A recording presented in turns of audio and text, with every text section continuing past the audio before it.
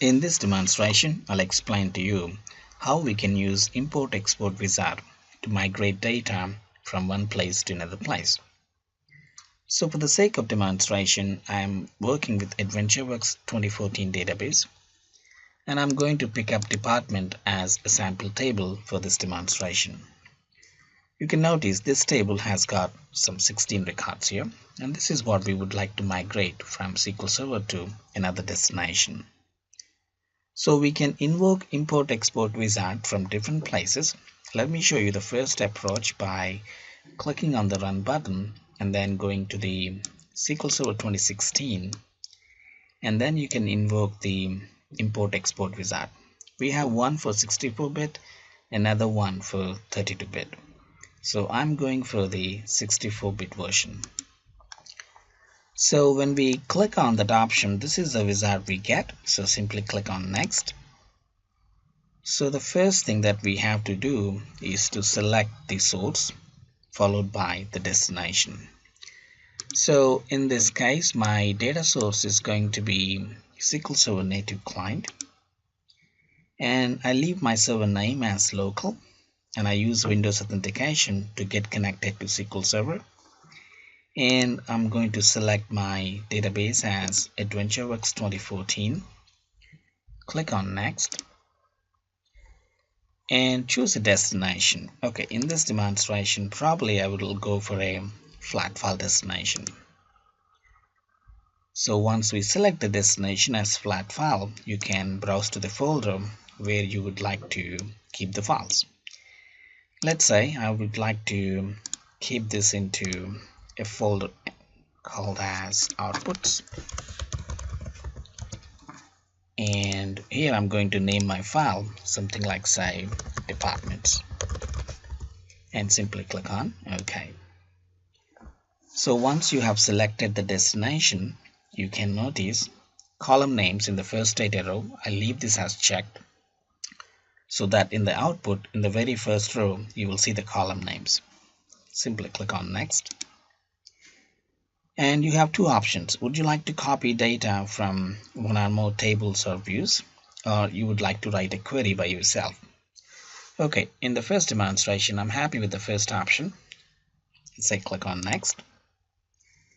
And from which table would you like to copy the data? Yes, I'm interested from the departments table. So here you can choose the row delimiter as char is written line feed, or else you can choose the column delimiter as comma or any other delimiter of your choice. Simply, you can also click on preview to see what data will be basically gets exported, and you can also click on edit mappings,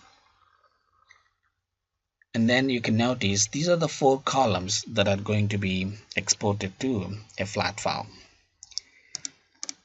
and this is going to be the destination column name. If you wish, you can change these destination column names here, and simply click on OK. Also, you can notice if you do not want to export a specific column's data, you might as well click on ignore. In this demonstration, I'm happy with these 4 columns. I click on OK and then simply click on next. So here you have two options. Would you like to run this package immediately, or would you like to save this package and run later? That's up to you. I leave this option as run immediately, but I would also like to save this package, so I can click on save SSIS package. So now you have two options.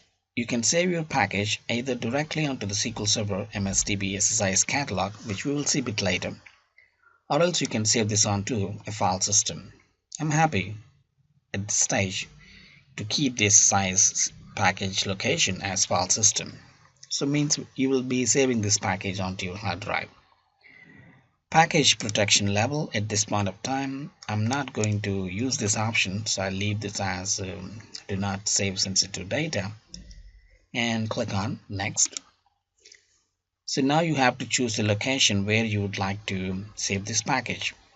Okay, I click on browse and I go back to my data folder, and then I will be saving this into SSIS demos, and this is going to be your first package, export to flat file from SQL Server. That's the example. You can notice the package extension is DTSX, so click on save, and finally click on next, and we are ready to complete this wizard by clicking on finish. So now you can notice the import export wizard is trying to help us in transferring or exporting data from our SQL Server database to a flat file. So you can notice the status as success everywhere, 12 total, 12 success, no errors, no warnings. Also, if you would like to make a report out of this, you can do that and simply click on close. Now let's go back to our drive, and then you can notice in the SSIS demos we have the SSIS package. It has created for us a package, and also you can notice in the outputs folder you have departments.txt.